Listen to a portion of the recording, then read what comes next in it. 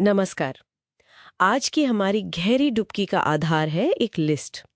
सीधी सादी सी लिस्ट है दुनिया के कुछ देशों के नाम और उनकी आज़ादी की तारीखें। हाँ, मतलब लिस्ट में काफी जाने पहचाने नाम हैं। भारत पाकिस्तान तो हैं ही, अमेरिका, मेक्सिको, केन्या, फिनलैंड, काफी वैरायटी है। बिल्कुल।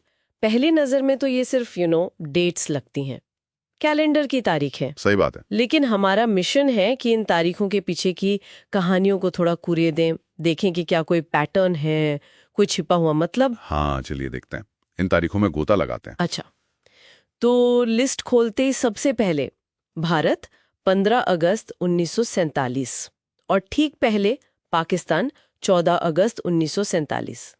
एकदम अगल बगल।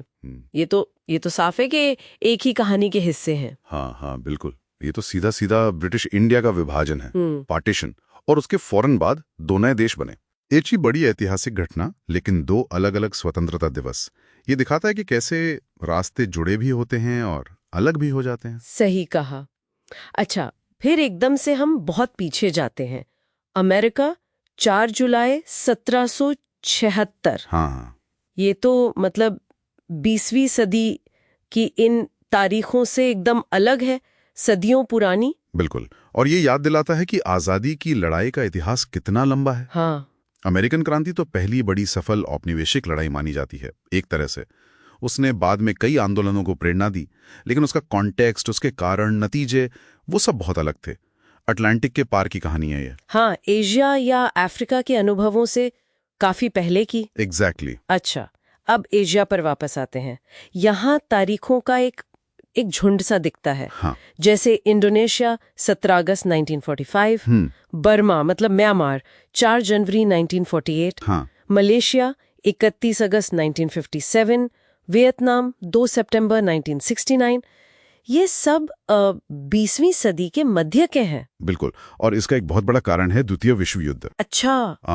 वर्ल्ड वॉर 2 ने जो पुरानी कॉलोनियल ताकतें थी यूरोप की, उनको काफी कमजोर कर दिया। और उसी वक्त एशिया में राष्ट्रवादी आंदोलन जोर पकड़ रहे थे। तो ये तारीखों का एक साथ आना दिखाता है कि कैसे एक ग्लोबल घटना ने कई देशों के लिए आजादी के दरवाजे खोल दिए। एक लहर थी ये। एक लहर, सही कहा। लेकिन इसी लिस्ट में फिलीपींस की तारीख भी है 12 जून 1898। ये तो इस लहर से बहुत पहले की है। हाँ, ये दिलचस्प है। और फिर बांग्लादेश है 16 दिसंबर 1971, जो काफी बाद की है। ये कैसे फिट होते हैं फिर? बहुत अच्छा सवाल। देखिए, फिलीपींस की 1898 की तारीख स्पेन से आजादी की घोषणा से जुड़ी है। वो स्पेनिश अमेरिकन वॉर का टाइम था। अच्छा, स्पेन से। हाँ, तो ये दिखाता है कि एशिया में सिर्फ ब्रिटिश या फ्रेंच नहीं, स्पेनिश प्रभाव भी था, और उसकी अपनी टाइमलाइन थी। और बांग्लादेश, वो तो 1971 में एक बहुत मुश्किल संघर्ष के बाद बना, भारत पाकिस्तान युद्ध के बाद। हाँ, वो तो हाल की बात लगती है। हाँ, तो ये कॉलोनियलिज्म से आजादी नहीं थी, बल्कि एक मौजूदा देश से अलग होकर नया देश बनना था। तो ये दोनों तारीखें दिखाती हैं कि एशिया में आजादी के मायने कितने अलग अलग रहे हैं। बिल्कुल। अच्छा, अब अफ्रीका की तरफ देखें। सूडान 1 जनवरी 1956, सोमालिया 1 जुलाई 1960, केन्या 12 दिसंबर 1963।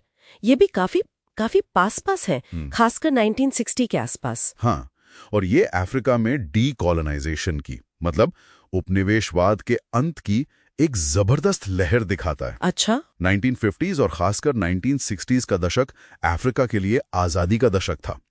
1960 को तो पीयर ऑफ अफ्रीका भी कहते हैं। हाँ, सुना है मैंने। क्योंकि उस एक साल में ही कई देशों को आजादी मिली। तो ये लिस्ट उसी तेज बदलाव की झलक दे रही है, शायद एशिया वाली लहर से भी ज्यादा फोकस्ड और तेज कुछ सालों के अंदर। और फिर कुछ बिल्कुल अलग थलग सी तारीखें भी दिख रही हैं, जैसे अफगानिस्तान 27 मई 1919, फिनलैंड 6 दिसंबर 1917 और मेक्सिको तो बहुत ही पहले 16 दिसंबर 1810। इनका क्या कॉन्टेक्स्ट है? ये तारीखें हमें याद दिलाती हैं कि आज़ादी की कहानियां सिर्फ वर्ल्ड वॉर 2 या अफ्रीकी लहर तक ही नहीं है। फिनलैंड और अफगानिस्तान की आज़ादी वो पहले विश्व युद्ध के बाद जो पुराने साम्राज्य थे, रूसी साम्राज्य, ऑटोमन साम्राज्य, उनके बिखरने से जुड़ी है। अच्छा, वर्ल्ड वॉर 1 के बाद। हाँ, और मेक्सिको, वो हमें लैटिन अमेरिका ले जाता है। 19वीं सदी की शुरुआत में स्पेनिश साम्राज्य के खिलाफ जो लंबे संघर्ष चले थे, ये उसकी कहानी है। मतलब हर तारीख के पीछे एक अलग जियोपॉलिटिकल उथल-पुथल है। तो इस पूरी लिस्ट को देखकर मतलब क्या समझ आता है? ये सिर्फ तारीखों का कलेक्शन तो नहीं है ना? बिल्कुल नहीं, बिल्कुल नहीं। ये तारीखें तो जैसे ग्लोबल हिस्ट्री के अलग-अलग चैप्टर्स हैं। हर डेट के पीछे संघर्ष है, बलिदान है, डिप्लोमेसी है और एक नेशन की आइडेंटिटी बनाने का एक लंबा मुश्किल सफर है। सही बात। ये हमें दिखाती हैं कि आज़ादी कोई एक सिंगल इवेंट नहीं है। ये एक प्रोसेस है जिसके अलग-अलग देशों में अलग-अलग कारण रहे, अलग-अलग नतीजे हुए। हाँ। और ये लिस्ट देखकर एक सवाल मन में आता है, सोचने वाली बात है क्या? कि क्या स्वतंत्रता का मतलब हर देश और हर समय में एक जैसा रहा है? हाँ, ये तो सोचने वाली बात है। मतलब 1776 की अमेरिकी आज़ादी, 1947 की भारतीय आज़ादी, 1960 की सोमालिया आज़ादी, क्या ये सब एक ही चीजें हैं? शायद नहीं। शायद नहीं। तो ये लिस्ट हमें इसी सवाल पर छोड़ जाती है। स्वतंत्रता की जो अवधारणा है वो कितनी जटिल है और उसके मायने कैसे बदलते रहे हैं, इस पर सोचने के लिए।